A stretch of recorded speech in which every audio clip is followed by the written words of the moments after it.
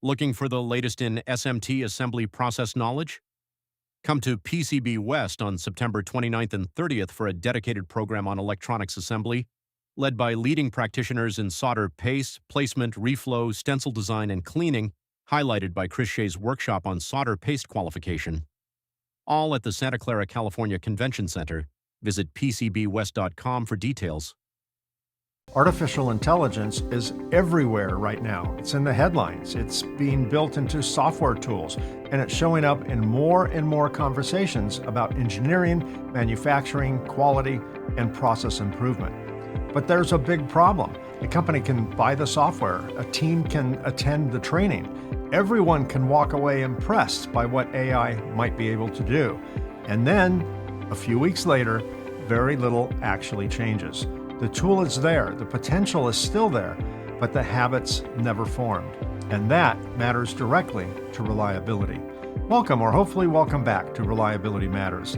In electronics manufacturing, reliability doesn't come from good intentions. It comes from repeatable processes, disciplined execution, clear documentation, good decision-making, and the ability to recognize problems before they become failures in the field. That's where AI can become more than just another interesting tool. Used properly, AI may be able to enhance workflows such as reviewing ECOs, engineering change orders, and identifying downstream processes, documentation, material, or inspection impacts, analyzing AOI, SPI, test, and process data to detect recurring defect patterns, supporting root cause analysis by organizing failure data, inspection results, and corrective action history, monitoring process drift in areas such as reflow, cleaning, stencil printing, placement, and environmental conditions, assisting with corrective action reports, customer responses, and internal documentation, capturing tribal knowledge from meetings, shift reports, troubleshooting notes, and past problem-solving activity.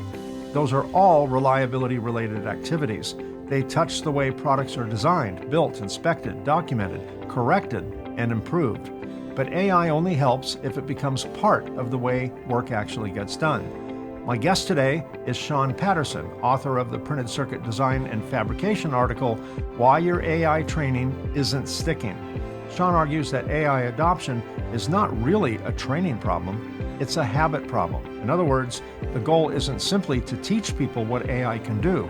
The goal is to connect AI to the work people are already doing, such as preparing for meetings, reviewing engineering change orders, working through technical questions, or organizing complex problems. For those of us focused on reliability, that distinction is important. AI doesn't replace engineering judgment, process knowledge, or verification, but when used properly, it may help strengthen the behaviors that support reliability, asking better questions, capturing knowledge, reducing overlooked details, and improving the consistency of technical decision-making. So today we're going to talk to Sean about why AI training often fails to stick, how small triggers can turn occasional use into practical habits, where AI can fit into engineering and manufacturing workflows, and how companies can approach AI in a way that is useful, responsible, and directly connected to reliability. And it all begins right now. Stick around. Welcome to Reliability Matters, a podcast for the electronic assembly industry. Each episode covers topics related to reliability, best practices, and environmentally responsible assembly techniques, with insights from experts across the electronic assembly industry. Now, here's your host, Mike Conrad. Sean Patterson, welcome to Reliability Matters. I'm excited about our conversation today. Thanks, Mike. Same to you. Okay, so let's, as I mentioned in the introduction, let's talk about your article a bit. Your article makes the point that AI training often fails because people learn the tool, but they don't build the habit. Yeah. What are you seeing that led you to come to that conclusion? I would say the past 30 or 40 years of new technologies coming out of technology companies into non-technology companies, right? It's not just AI, it's a history of patterns that we've had, whether it's, HubSpot, Salesforce, ERP, X, Y, and Z, all these kind of systems that have been largely put out into the business world, I like to say leaders sort of buy the gym membership and expect everybody to get fit, right? Wait, you actually have to go? Yeah, you actually, it's Well, exactly. that explains a lot, Sean. Well, you get the analogy. It's always happened, and I left corporate America to go do this as a full-time job because I'm an operations C-suite guy for a long period of time, and just we tend to not introduce new technology in an appropriate way, largely in any business, quite frankly, but really these sort of non-technology businesses buying these other things. And you wind up, leadership, one, doesn't understand what they're buying largely, right? Because this whole sales process, and you truly get, you want the results of what you see, but you actually understand what you're buying. And that has been just a historic problem. And then sort of once you buy it, then the staying power to actually see it through to integration is a very long time. And we just don't have that kind of attention span. And you'll talk about, well, you have these ERP integrations that take 5 to 10 years. I mean, one's pretty ridiculous that it takes us that long. And two, it's not, we lose track of it. We lose interest. We wind up using 10% of what we were sold. And I just didn't want that to happen again with AI, because not only is the business going to get behind, now people's careers are going to get behind, because it does take time and education, followed by doing that education and actually using it every day. And we can't even do that with the gym, right? So when we know at least that part's good for us, we can argue whether AI is going to be good for us or not. But even when it is good for us, we tend not to form and stick to that habit. And it's tough, no matter what it is, to form a habit.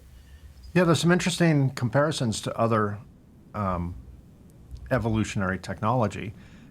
In terms of adoption speed, AI is moving at the speed of sound, where other adoption processes you mentioned took 5 to 10 years. And that's both good and bad. It became, within the public consciousness and awareness, it became ubiquitous, and just in terms of awareness, not in terms of Right. application, in a year or two, which is probably historic, right? I once read an article about adoption rates, and it went back to the beginning of the Industrial Revolution. Steam engines, basically started off as, farm equipment, and then, worked its way into locomotives and things like that. Electricity. I was shocked to learn that it took years, probably close to a decade, to electrify America, not to mention other countries. And it started off, for the elite in highly populated urban areas, and then eventually spread. I mean, there was more than a decade that went by, well more than a decade that went by before, almost every home was connected to some kind of source of electricity. Right. I am old enough to remember when the PC came out in the 80s-ish, late 70s to some degree, and then IBM, with their main PC. And it took years for companies to adopt it. Fax machines were faster, but still took a few years. And the internet, I think we got our first website at my company in 1995 or 1996. And back then it was a little bit of a novelty. Email was a little bit of a novelty. We still relied on faxes mostly. But then, now I look at AI, and 3 years ago, I don't think OpenAI existed, at least not in the public consciousness. And, look at them now. Who would have thought we would have had a leading AI technology named Claude? Okay, we got to talk about who's responsible for these names, because I think they're lame. They're totally lame. I want my AI to have a more intelligent name. I want it to be like Stanley or something, but not Claude. Come on, or Einstein even. But anyway, I go down rabbit holes. Sorry about that. But I do think that there's this dichotomy of super fast historic adoption rate and ignorance all mixed Yes. in at the same time.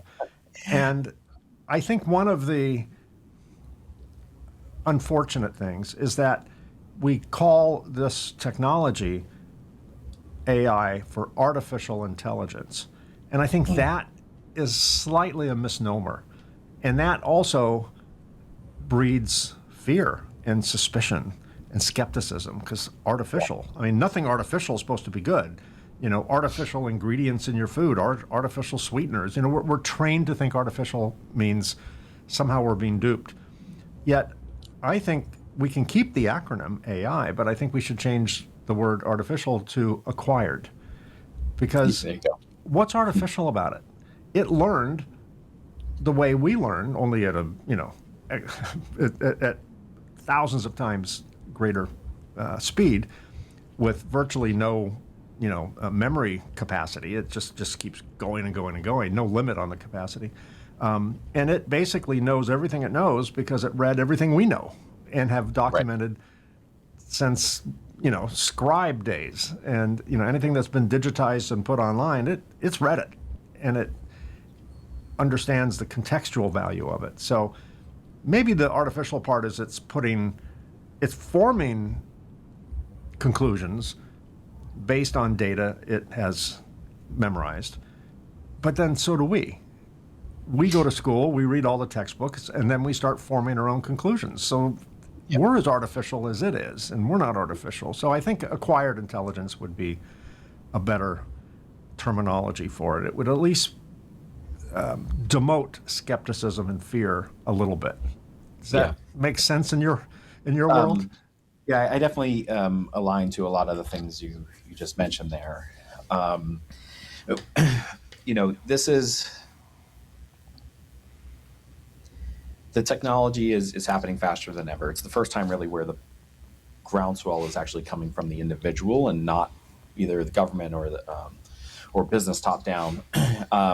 And there is absolutely this problem with, you know, I actually have schools that are my clients because we can't even get this to educating to students because we can't even get through the teacher and the administration first. Right?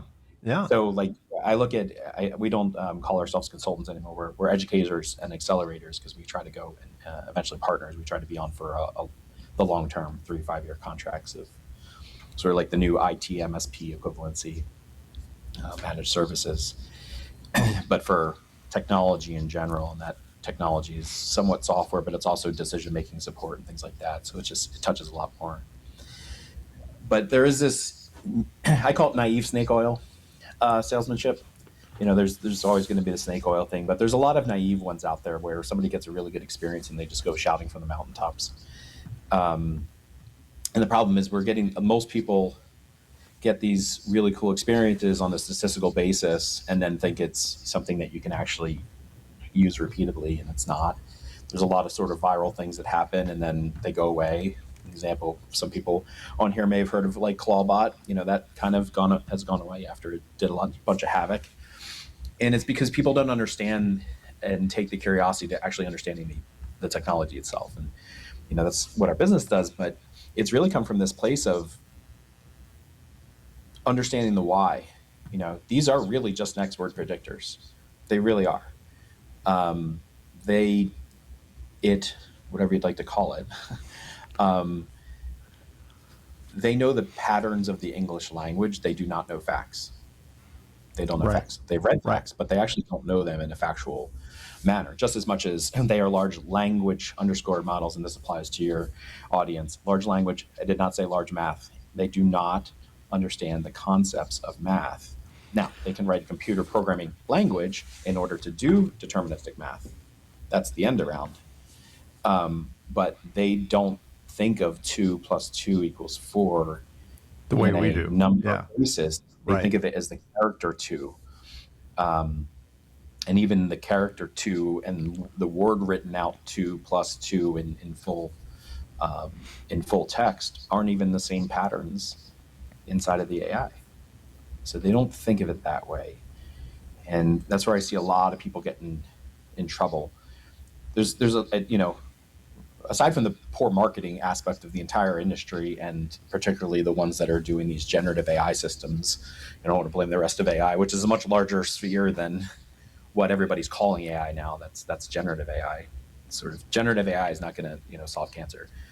The rest of AI will, but it's generative AI is accessible to many people. Unfortunately, the technology companies have put a lot of cars on the road without anybody getting a license to use these cars. That's a good analogy. To cause problems, and there's really not. I mean, more people are coming around to our approach, which is educate first. Don't buy our AI, learn your AI. And it's because people get a really cool experience, but then they ask for something else and they don't get it. And this is the first technology you've ever seen in our lives where people impose their expectations on what the technology should do. Instead of learning what the technology should do, they instead treat this blank, cursor thing as in, oh, this can go solve world hunger. And you know what? Especially like OpenAI will say, yes, let's go do that. Nobody's ever thought about that in the history of humankind. You and I are going to solve world hunger together.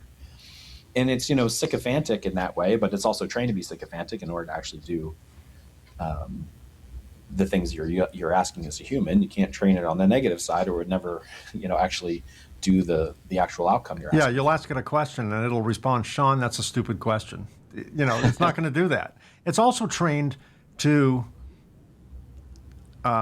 please its customer. So correct. I can't tell you how many times I've actually asked it to stop doing it. And it, for the most part, it remembers. Technically, it doesn't remember, but somehow in there, it knows the style in which you like to be, quote unquote, spoken to. And I would ask it a question. Say I'm doing research on Sean Patterson, for the show. Oh, Sean would make a great guest. Like, okay, calm down. Or that's a very good question. Or if I call it out on something where it's not accurate, good catch, right? So, I mean, it's trained. It's like certain food groups with added sugar. It's designed to addict you. It's designed to hook you, create the dopamine, and all that. I think there's a little bit of that in the algorithm because I think so. It wants you to come back. Its model is based on you using it more. It's kind of like that drug dealer that gives you a little bit first hit for free, and it feels good, and allegedly, and you want to go back for more. And I think the same strategy was built into the platform. I think it's a strategy is an outcome. It's a necessary requirement to have where, if you actually say no a bunch of times to your AI, particularly if you're doing coding kind of stuff, I say on the other side of the consumerism wall that many people are stuck at right now.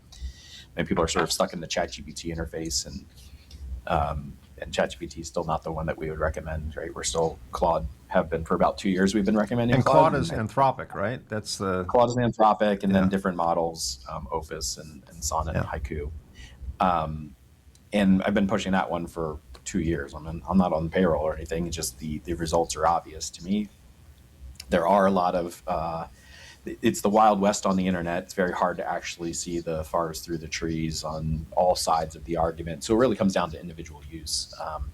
But they are trained this way. And so when you're doing longer running tasks that you're going for 5, 10, 20, 30 hours, if you bake in no, like sort of upfront where you're like correcting it, no, there's enough negative what are called tokens in there that will actually sort of the equivalency of making it unsure of itself that will bail out of something that would have run for 20 hours is now running for 10 because it's coming back and saying, is this okay? And checking in with you. And so, you have to watch out for that. It turns out positive side of things like thank you and that kind of stuff is a little more irrelevant because it's already trained to the positive side of things. And it's done that way, again, so that it actually is carrying out the task you're asking it to do. And an outcome of that is this sycophantic engagement thing, the dopamine kind of hits, which we know these companies will definitely take advantage of from probably an ad consumerism front. and then suck everybody in, and then you got to stop there. But there is AI you can do on the other side of the wall. Like I said, it's the very same models. It's the same pricing, at least for now. But it really takes a sort of a guide and a mentor to get there, or you're gonna, like, unless you have hours a day to figure out everything, you sort of need an educational approach to that. And it's not copying people's prompts, right? Right. Copying prompts has zero competitive advantage. One, two, nobody's there to help you with the second response or the first Right. response back. Right. And your very language, your adjectives, your adverbs, the way you speak and understand and everything affects the outcomes. Yes. And so you really need to train yourself in combination with understanding technology. And that goes back to just the principles. And the good news is, no matter what system you choose at the end of the day, the principles are based on how current series of large language models are trained, and understanding the why, so that you can better, I'll say, engineer your approach to this. And I think a lot of people in your podcast would be interested more in that. There's too much chatting. You shouldn't chat your AI. You need to engineer your use of AI to get one prompt with the outcome you want. Yeah. If you have to go and chat for a second outcome, or to drive it to the outcome you want, you're not. That's you, not it, right? Correct. You That's need to blame yourself first. Yeah. Yeah. It's you're a manager of this sort of intern that you hired because they're going to be the best protege you've ever had in your life. But any good manager on day one of having that intern there, which is really, these AI are generally like Groundhog Day, especially if you're just in the chat world only, not on your computer. You need to get your AI onto your computer. But if you're just in this chat world, it's Groundhog Day. A good manager would realize if you ask something from your intern and they deliver it to you on day one of the job, and you didn't get what you wanted, a really good manager should say, did I communicate incorrectly to this intern? Because they're just new here. Like, what did I do to not meet them where they're at? And that's sort of like a way to handle AI a little bit less getting pissed off at the technology. Because again, this can do anything. People impose really that it can do anything, and it can't. And so you have to learn what those use cases are, or the sycophant nature will draw you down a line of getting things wrong and you don't know it. And then also in a place where it's really not delivering value. Right. It's not, not what it is. And I think most people that would be listening to your podcast most likely need to actually be taking these things and doing software with them and not chatting through it. Yeah. Reliability is a numbers-based thing, right? Yeah, and so you can't ask it to figure out whatever the heat dissipation is. Like, if you chat your way through that, you will be wrong. Yeah. Like, flat out. Now, can you create an entire, can you recreate what you need to do for like polar kind of software? Yeah, you can. If you want to have that savings or apply something more bespoke for your company, it's not, differential pairs is not, it's not rocket science in terms of, like, it wasn't just invented. There's years and years of history to go back, and you can go all the way back to the textbook and every study that's ever been done on it. And you can get a better answer, I think, out of this today. But you have to go and actually do that and do the actual mathematical calculations to get your outcome. You cannot chat your way there, though AI will make you think you can. Yeah. I used to code back in the day. I learned basic coding in high school in the 70s. Basic? Or basic. Fortran? No, literally basic. Not Fortran, basic. not Cobalt, not RPG. Basic. And when I started my company 34 years ago, the programming language from the embedded controller we were using was a dialect of BASIC. It was called, I think they called it CAM BASIC or something, but it was basically BASIC. And I'm like, ooh, I kind of know BASIC, right? So I was able to write the code for it. And like every programmer today has heard this more times than they care to admit. But in the rule of coding, garbage in, garbage out. The problem with software is it does exactly what you tell it to do, no more, no less. That doesn't always get applied to AI, particularly in the chat world, because sometimes what you get out is not what you asked, or it was based on what you asked, and then elaborated on and widened. And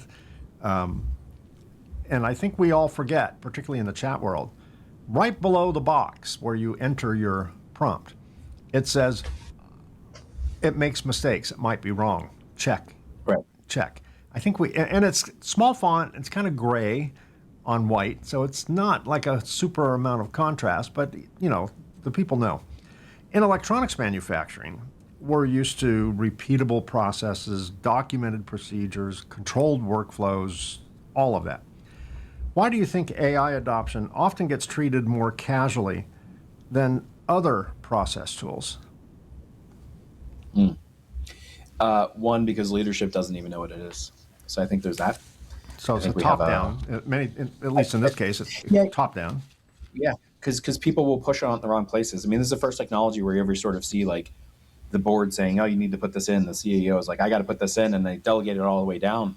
And you ask the people that just delegated all the stuff down, "Okay, show me your engagement with AI," and it doesn't exist, or it exists at this very hobbyist level, and so they can wind up putting pressure on the wrong places. Mm-hmm.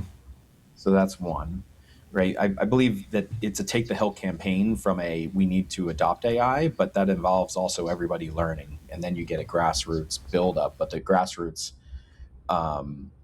campaign to create, to force the demand that we need to do AI just won't exist. So you really need a leader to be humble enough to learn this technology and drive down, this is where we can go. But then everybody at the bottom level has to learn how to do it. And you have to build up your AI system, because what the main thing I see is if leaders do take the top-down approach, then they also try to buy software top-down and try to impose it. That's just ERP 2.0, so it just doesn't work. And this is an accessible technology, but you do have to actually understand what's going on there. And so people will tend to use this for where, again, it's this whole cars without licenses, is show me who's actually going and learning truly how these things operate, to understand they're just network predictors, they're not factual outcomes. You need to treat it as somebody that understands English, and then give it the source information and say only operate from within here in order to get your 99% guaranteed outcome. It's a probabilistic system. And so I do think it's some level of people not knowing what it should be used for, and that can come from leadership poking on it in a different in areas that they don't understand yet. And so I like to say the adoption of AI is not something you can delegate. Yeah. Whether that is within the company or you unto yourself, trying to think that you can just copy and paste the world to where you're learning this technology. It's not. You got to go to night school, if you will. Yeah. You talk about triggers as a way to make AI part of someone's routine. Now, that sounds like that can be used, the trigger thing can be used to get anyone into any type of routine. It sounds like a basic teaching technique. Can you explain what a trigger is in this context and why it matters? Yeah. So some of it is definitely around forming the habit, and then the other part is automation around said habit, right? And so it can be even simple as like, I have my phone here. The third button on most iPhones is programmable to something else. And so when I push I have to do the face thing here, but mine goes right to Claude. Nice. So it's really about reducing friction in many cases. Yeah. And I have, in order for the better part of 2 years, when I was really learning to use this stuff before it became popular, circa like 2022 or so, I wrote on a sticky note, the fax machine equivalency of today, right? How can AI help me with this? And put that sticky note hanging on my computer monitor just above where the X is on Windows. So I would annoyingly at least have to engage with it on occasion, right? And that's sort of like another way to kind of engage with it.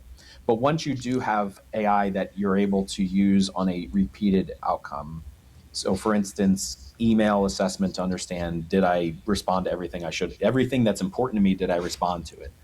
So I won't call it a spam filter. I'll call it like a raise up response filter. It's the other side. It's like the important one. The opposite, yeah. But you're doing it with language. And so something like that, in order to actually get the engagement, do you really want to sit there and trigger it every time, or can you have it run at 8 a.m. and noon and stuff like that? So you can do triggers based on a schedule. You can also do triggers based on one thing to another. So say you have that 8 a.m. thing that's looking for your unresponded to emails, but at the same time, you're iterating over your emails anyways. And if one of them happens to be like a new client lead, can you then trigger another automation workflow that is now putting them into a nurture campaign or something like that, right? The difference of shifting as you learn things from equipment where you're sending out, we typically pull data from our equipment, right? It's usually a pull versus push system. Yep. You can go into most manufacturing equipment, whether they're fully IoT and connected, still save log files, and you can send systems on your own system that you own and sense for whenever that log file gets updated and grab it automatically and send it for processing, right? Processing through code, not just direct AI stuff, right? Right. So it's about kind of creating those triggers for both engagement as well as getting it a part of the system. Because so people we're talking human triggers and automated triggers, equipment-based triggers. Yeah. Yeah, because you want to get part of it's to get the human out of the loop. If not, you're just going to be an orchestrator. Set yourself up for failure if you're going to not take the human out of the loop. In terms of adoption and changing opinion and overcoming fear and all that stuff, because we're human. That's what we do. we create all that in our head. Yeah, I mean, you don't need. I have one around here. So here's an ESP32 sensor with an accelerometer and a compass, and Wi-Fi, Bluetooth. So you're able to create IoT sensors, right? So you have a pump. Everybody kind of sells these things on their own systems. Oh, get yourself electrified. I mean, for $10, you too can now program this. Anybody. To sort of go on the outside of your air compressor unit and sense it's running or not. You can also sense pre-failures and all that kind of stuff. But you can start to light up parts of your factory without $30,000 upgrades to every single piece of equipment you have, because that's what they're selling from the companies.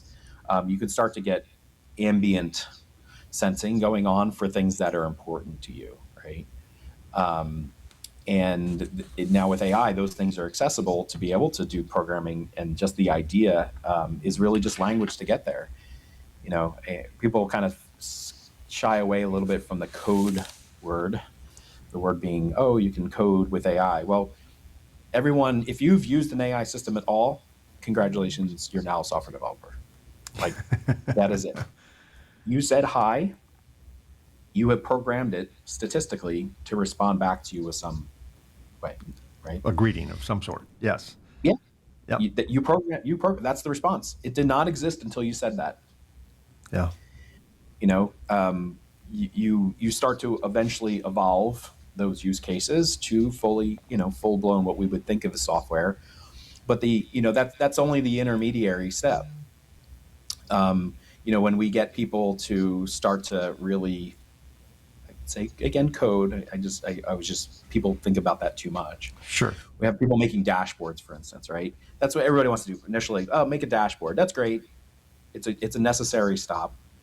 But here's the thing, and it's kind of just what we talked about there, is the dashboard is to keep the human in a loop still. The dashboard is, you're putting up these dashboards so you as a person can go in and see what's going on, but largely you're trying to find things that are out of whack so you can actually adjust them. And so this necessary layover that everybody kind of has to go through in a development process for their own eventually needs to realize that's not really what AI is doing. You're shifting your cost, or really your screen time from, say, Outlook.com now to, I'm going to read my emails through, Claude Cowork or something like that. You're still keeping that human there, and you only want to have the human in where the human's applying value. And value means whatever it means to individual companies, right? Some, just that face-to-face value of salesmanship and customer service, those external things I think are really important on the human aspect. Some people still, will value other different things that others won't. And so you shouldn't be automating a way where you believe you're adding value to your process, right? But where the places where you're not, you should look to, how do I get this to an actual agentic behavior? And that takes time and learning, and not just, if I tie it back to this whole gym analogy, you can show up on January 1st and learn how to use the weights from, the instructor, because you made some New Year's resolution the day before.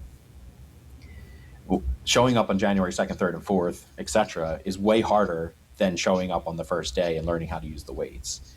That's one. Two, just humans do not learn everything in one sitting. Right. It's the reason we have education that goes on for so long. Our trainings are actually purposely broken up over a minimum of 12 weeks for the first. And it's not because I can't teach everything in 2 days. I can. Nobody will learn it. You won't have retention. And Yeah. yeah. Yeah. And we've been doing this forever, by the way. That's why I think also a lot of software has also failed, because we say, oh, let's have the onboarding training class, and then that's it. And then it's on individuals. And at least AI can help you use AI. But as you sort of learn, just so that you could absorb it on day one, showing up is much harder. The next thing is that as time goes on, new equipment comes out, so you got to learn how to use that. And, you start to understand your body, right? Oh, my muscles are sore, I got to back off, or it's summertime, I want to bulk up, or something like that. You start to learn your body, and that starts to build and diffuse out even to your nutrition and everything else. And so, it really is a really good gym analogy at the end of the day. I think maybe all training has been that way. Just beware doing that, beware trying to run too fast with AI without actually understanding what it is, because you will make decisions that you didn't even know were incorrect. It's not, you can't outsource the thinking. It just knows the next word. It is an English major. maybe that's the way to say it. You have a really good English major that turns out you can get them to figure out other stuff if you give them the other books, even if they read the book before.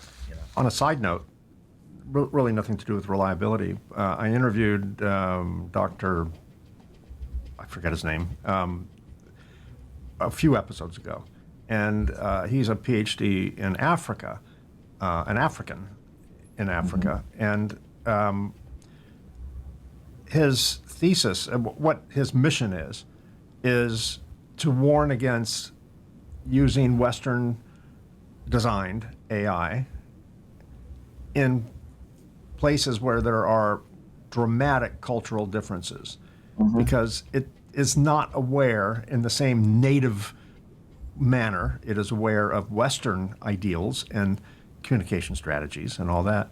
And it is little nuances. That's his whole point is, AI is failing other countries where the culture is radically different. Now, eventually it will catch up, obviously. Sure. It'll normalize and adjust. But it's almost the equivalent of, and this is just an example, it's not literal. There's British English and American English, and we're, separated by a common language, but we kind of know what we mean. Although we say certain words differently, we say certain, we put sentences together differently and things like that. But or people that come from another country and learn English, sometimes the nuances aren't quite there. But when that applies to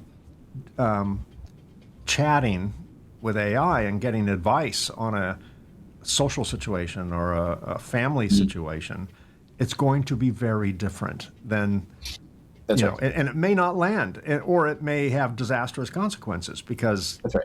we do that here. We don't do that there, right? Yeah. I mean, your England analogy is good. It's not, Rome's not on fire if it didn't understand a bonnet versus a hood, right?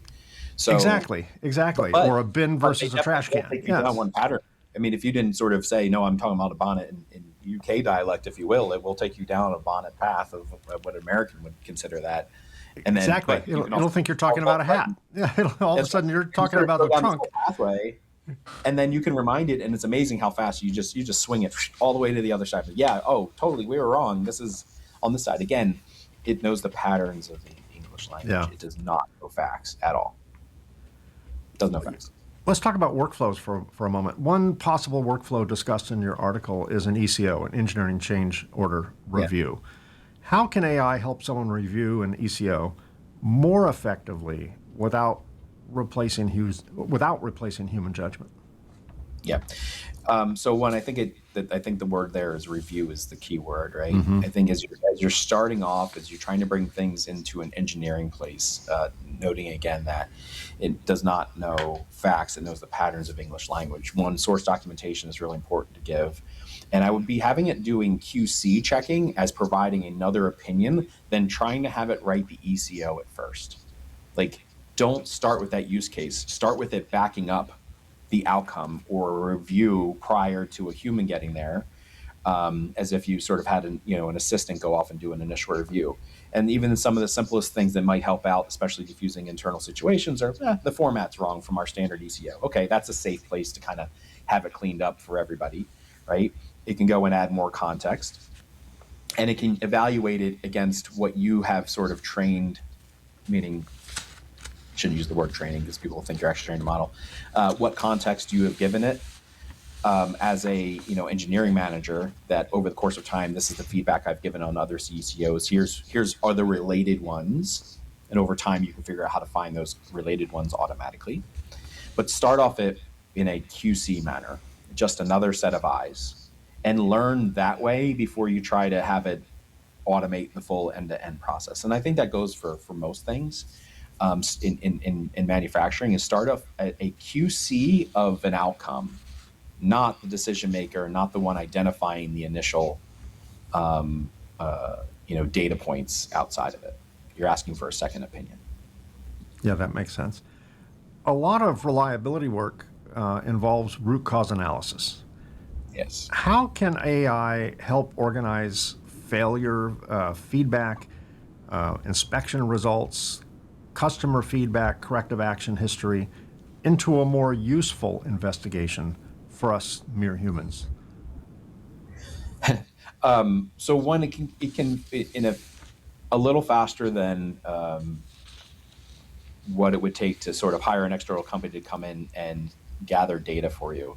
You can have it as a sort of data aggregator, not to make decisions or anything, but initially like go through all the emails about this, go through our past history, go through these customer, quality clauses, all these kind of things, and pull that together for you and aggregate it so that engineers can start to make decisions with it. So I think that's like that first case. The next part is starting to use techniques that we humans we're just not good at always following our own standard work. Okay. And or bringing in other techniques that may be applicable to this. Okay. So having AI be something to move you through a 5 why process, having it be the asker of the questions and that you have to respond to it, not looking for it to have the solution for you, but to having it be the one that puts you through the process, is a safe initial territory to be in.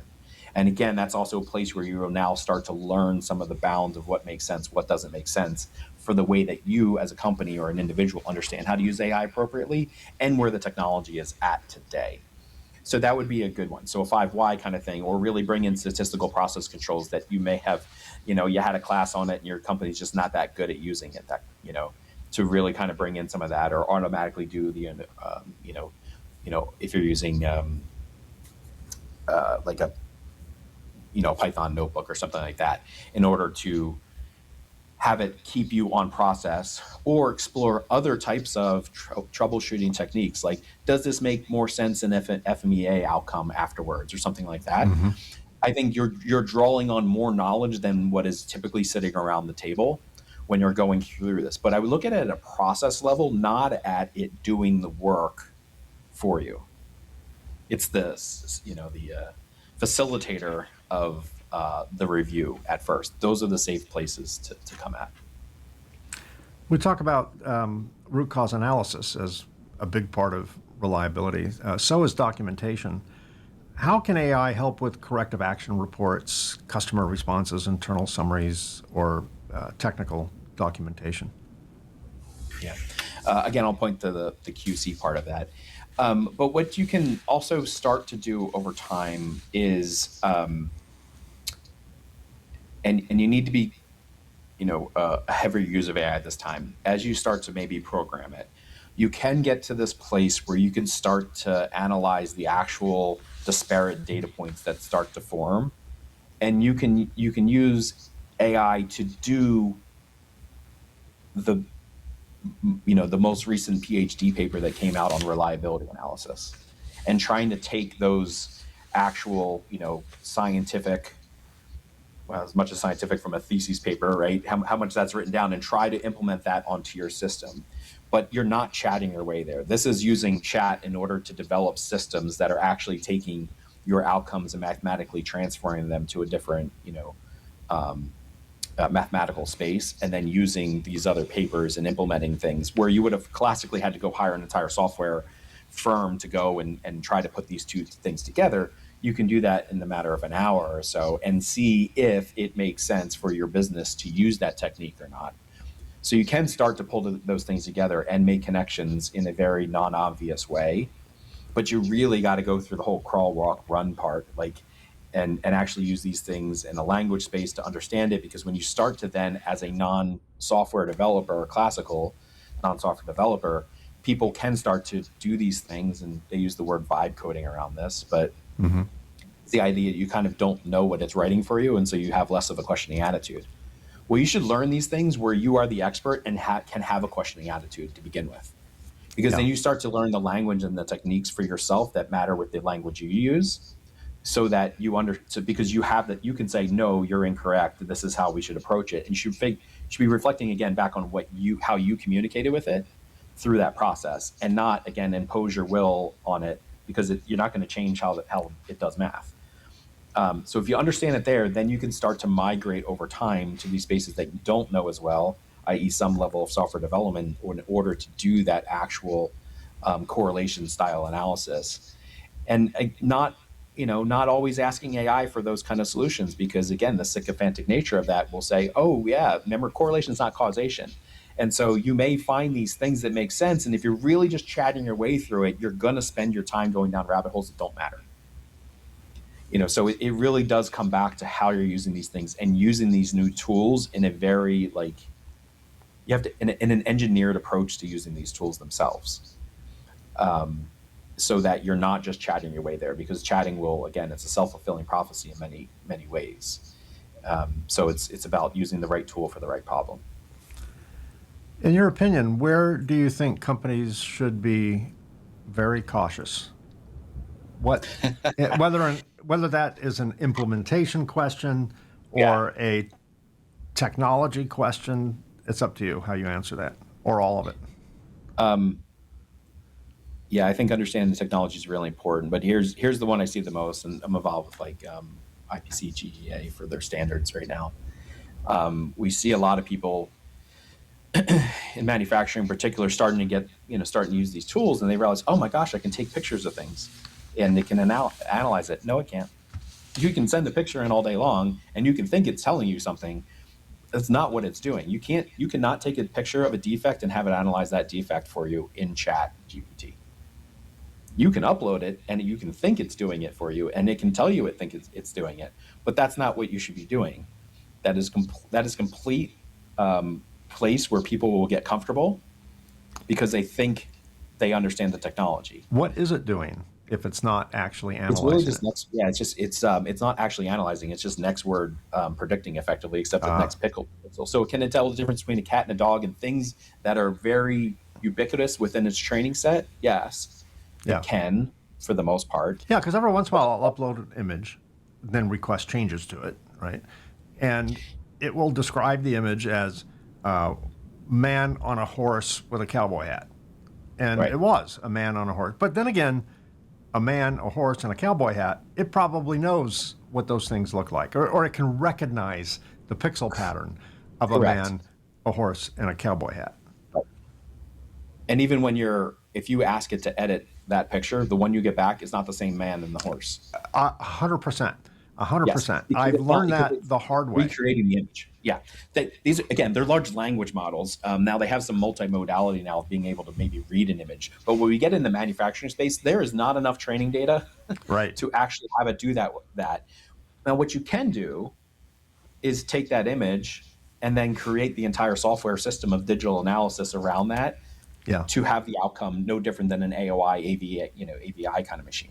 Right? Well, in the AOI world, I mean, you basically upload an image of a golden board, a perfect board, and it just spots differences, right? Oh, this component is crooked, or the polarity is the opposite direction than the one I'm comparing it to. It's just a comparative analysis, right? That's it.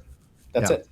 And that's like the easier way to solve these hard problems has been a golden board, which has been, for the last 20 years, that's always been the AVI equivalency, right? And so AI is not magically solving that, but I do see people starting to take pictures of stuff. Oh, what's this solder defect? Like, no, do not do that. Um, it's a sort of blinking box that people think they can put anything inside of. And so I fear those kind of things, because without an actual strategy for your company and without actual training going on, you're going to have somebody on the floor or a manager or even the CEO themselves trying to start to do some of this stuff. And be like, well, we're teaching all of our people. Okay, so the guy on third shift now that actually has a defect, and now they're sort of giving up some of their agency to AI, now says, well, before I would have called my manager on this, but you know what? I don't want to wake them up at 2:00 in the morning, so I'll just take the picture. No, it's good enough, and then you ship it. You know, that is where I fear a lot of manufacturers and the people that are just running towards these things without guardrails on at all, or lack of or actually education and understanding, which takes months. But the good news is that it is a skill set, is a capability you're building it within the company for the long term. It's not a one and done, and nor really is there light at the end of the tunnel, because this stuff changes every day. Well, it probably changed since we started talking about 50 minutes ago. I'm sure Fable 5 or something's back out. So that's where I get very concerned with manufacturers and the blind leading the blind situation that is going on everywhere. And, again, even in some standards committees, I had to go in there and be the one that say, time out. Like, what are we telling people we can do with this technology? Because it's not chatting your way there. Again, you would use actual image analysis techniques. And the cool thing is, at least for the golden board kind of situations, can we maybe not have to do golden board? Maybe, but now we get to run that experiment 100,000 times in all different ways in order to figure it out. When you're taking a picture of something and you're chatting with your AI, you are not changing the model. People think I'm training the model. You're not training the model. Like Sam Altman's not going, oh man, we got to document this engineering change here, right? We're not changing it. Mike and Sean aren't changing Anthropic or OpenAI or whoever. No. You're just one other little small percentage of an average. Yeah. And local models don't necessarily get you there either. And training a model isn't necessarily the way to do it either. I think in many cases, our classical approaches to these things, where there's deterministic outcomes, are probably the best approach. But you are making that more democratized, available to anyone that wants to choose and actually engage with this. You could make your own AOI machine. I'm not saying it's easy, but you can do it. And any individual over the course of time could do that with the right equipment, and you could work with AI in order to spec it all out and do those kind of things. So yeah, you can. It takes a long time to kind of be that good, but over time, almost everybody should be capable of doing something like that. And that's where sort of the cost of knowledge and technology is rapidly plummeted towards zero. Now it's really about creativity and curiosity, systems thinking for individuals. And it does not take a technical or non-technical person, is not a deciding factor on whether you will use AI in a advantageous way. It's really curiosity and creativity, which are very human things. We're almost out of time, so just a couple more questions. For a company in electronics manufacturing, that's the space most of my audience is in, to get started with AI, what's the best first step? One practical AI habit, one workflow, or one trigger they could implement tomorrow. And I mean tomorrow facetiously. That's just a broad statement. But what can they implement quickly that would be a good first step? Not final delivery, obviously, but a good first step. A good first step is, one, there is this level of governance everybody needs to understand. That I think if a company is going to start to give access to people, you should give access to everyone in a paid version side. If not, people will use these tools in the non-paid version. And while you're not directly training that model, you are giving up company information and customer information to free systems. And it's, this is not new to AI. And I think a lot of companies are kind of naive still, thinking that their people don't use the tools that are available when they're told, no, you can't use them with the company. If there's a value to a tool, they're going to use it. And now they're going around the system. So you might as well at least enable that system. So that's one. You think access is important. Next is sort of what you give it access to. And the easy one for a lot of companies, people tend to record meetings now, which is great. If you are not taking the transcript and using AI with that transcript, then it's like you have AI at the table. So I do see this habit of people are starting to, because you can automate the recording, and there's some things out there that will automatically extract the actual items and all that kind of stuff. But that's not bespoke for your company. I think it's important to take the transcript and actually do something with it.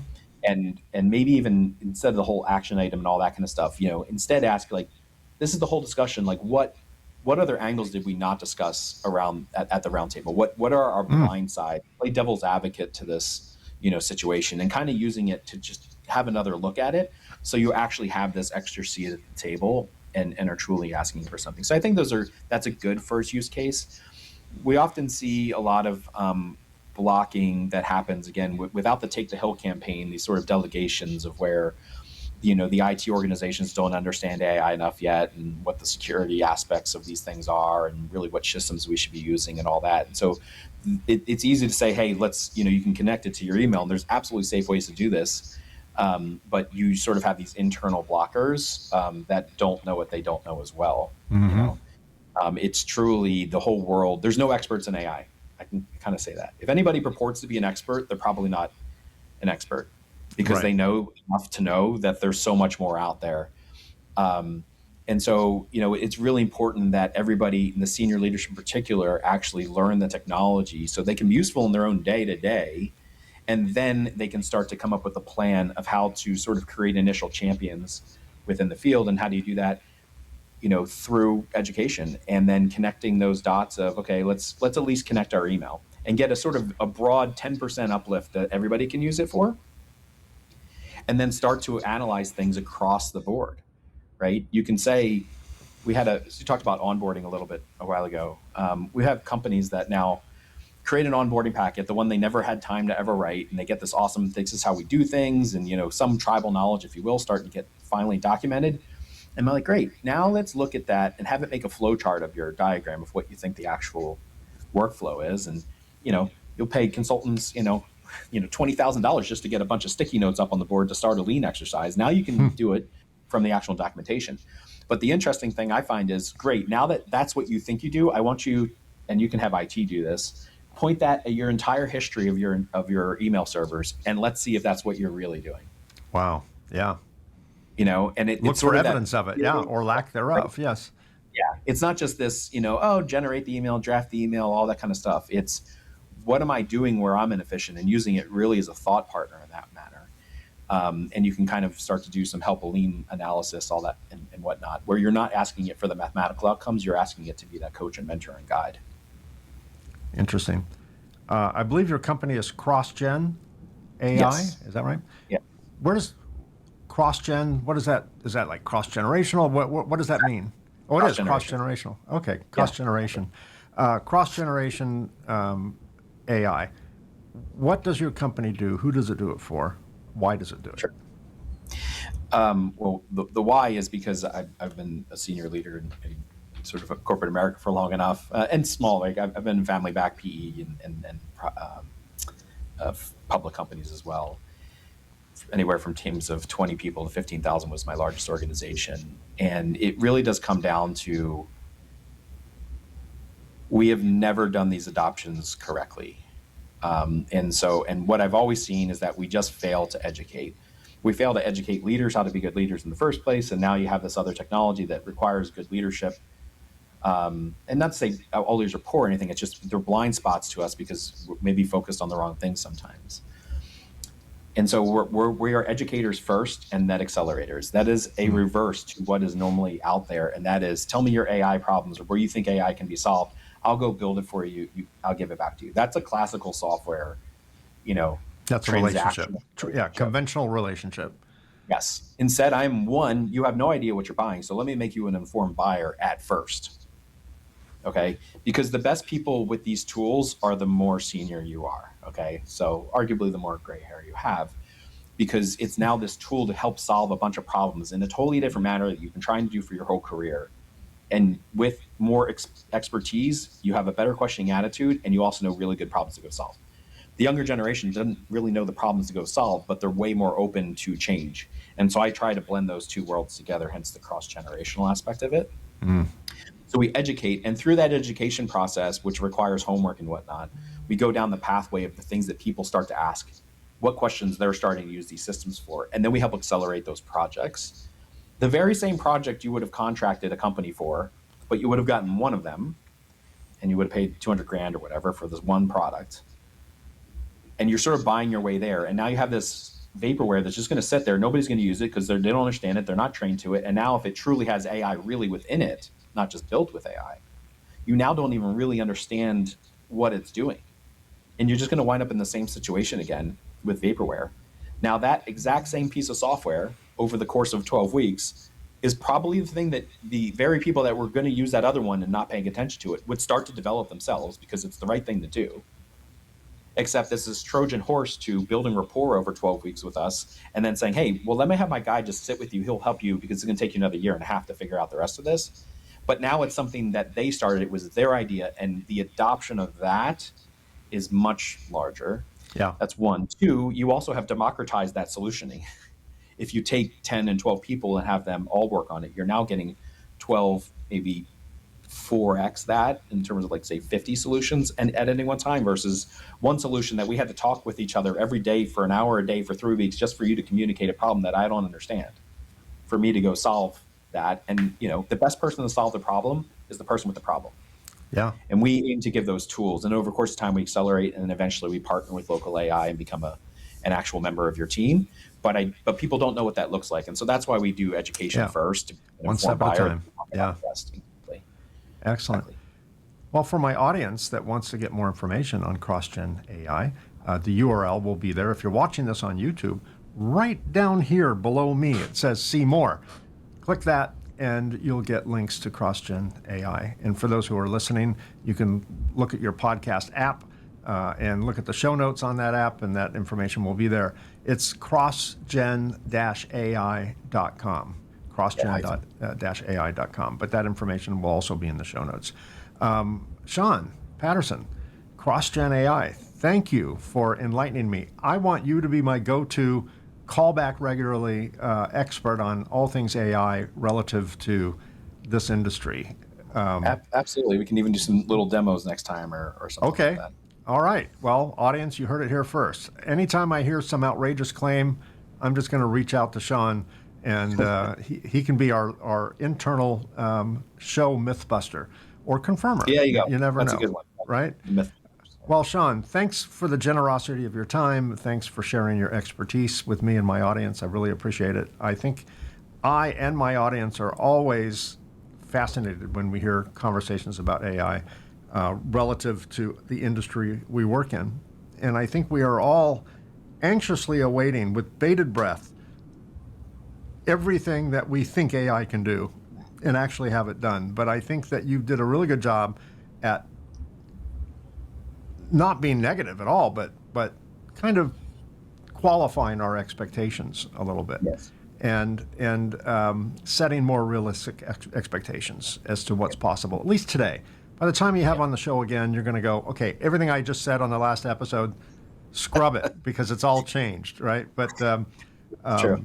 But that's the nature of evolution, right? And as we said at the very beginning of the episode, this evolution is happening at a record pace, probably faster than any other adoption I can think of in my 65 years on this planet and everything I've read before that. This is happening so fast. And personally, I think it's very exciting. And yes, it has torrid applications, but so does the internet, so does electricity, so does the automobile. I mean, there are bad sides to all these things, but overwhelmingly, I think it's a lot of positive possibility, and it will make humankind way more, at the end of the day, way more productive than we are now. And for those that believe it's the end of all jobs, no, I don't believe that. I believe when Henry Ford came out with the Model T, it was a bad time to be a blacksmith, but clearly there were other things to do. And I think instead of thinking, there go all the jobs, I'm thinking, look at how all those jobs can be even more productive. What I see is that it's going to be a positive increase on mankind's inventions and ingenuity and efficiency and optimization and all of those things. Not to mention in the medical world, where, it may or may not cure cancer, but it will certainly lead to the facts that will allow humans to get to that point and help organize teraflops worth of data that we've been collecting over the very beginning of time, from which time doctors wrote in scrolls. It'll be able to do what no human can do, which is analyze it all in a very short period of time and draw correlations and things like that humans can hypothesize what the causation is based on all the correlations. And anyway, I am definitely a proponent of the possibilities of this tech. And as amazing as the real story is, we tend to just keep piling on all the other things that aren't quite real at this point yet. So I think the need for someone like yourself who knows what the real limits are and knows what the really hopeful limits are is very good for companies to be able to bounce a reality check off of someone like yourself. So thanks for being here. Thanks for reality checking in front of us. And I appreciate all the time you've given. Great. Thanks, Mike. All right, here are some final thoughts. There's no shortage of excitement around artificial intelligence right now. Some of that excitement is justified and some is probably overblown. But as we discussed today, the real question isn't whether AI is impressive. The real question is whether it can become useful. And in electronics manufacturing, useful has a very specific meaning. Useful means helping us make better decisions. Useful means helping us document more clearly. Useful means helping us recognize patterns, organize information, support troubleshooting, and reduce the chance that important details get missed. Useful means strengthening the behaviors and processes that lead to more reliable products. But none of that happens just because a company buys an AI tool or sends a team to a training session. Tools don't change outcomes unless people actually use them. And people don't use them consistently unless they become part of the daily workflow. That's why Sean's point about triggers and habits is so important. If AI is only something we experiment with once in a while, it remains a novelty. But if it becomes something we use when preparing for meetings, reviewing ECOs, analyzing defects, organizing root cause investigations, drafting corrective actions, or capturing tribal knowledge, then it starts to become part of the process. And process matters. In our industry, reliability is built on repeatability, discipline, verification, and sound judgment. AI doesn't replace any of those things. It doesn't replace the engineer, the process expert, the quality manager, or the reliability professional. But used responsibly, it may help those people work more effectively. So maybe the conversation from today's conversation is quite simple. Don't start by asking how AI can transform everything. Start by asking where it can help with one task, one workflow, one recurring problem. Build the habit, test the value, verify the output, then build from there. Because in the end, reliability is rarely the result of one big dramatic change. More often, it's the result of many small, disciplined actions done consistently over time. And perhaps that's exactly where AI can help, not by replacing reliability thinking, but by helping us practice it more consistently. Now, that's a wrap on this episode of Reliability Matters. Thanks for being here. Whether you listened on your favorite podcast app or watched on YouTube, I really appreciate you being here. If you haven't already, hit that subscribe button so you don't miss future episodes. And a big thanks to PCB Chat from the Printed Circuit Engineering Association at pcbchat.com and Ascendo Reliability at reliability.fm for syndicating this show. Got a question or an idea for a future episode? Of course, I'd love to hear from you. Visit reliabilitymatterspodcast.com. Once again, thanks for being here. I truly appreciate all of you. Until next time, keep learning, keep doing it right, And remember, reliability matters. And I'll see you again in 2 weeks. Thanks for listening to the Reliability Matters podcast. Join us on the second and fourth Tuesday of each month for new episodes of Reliability Matters.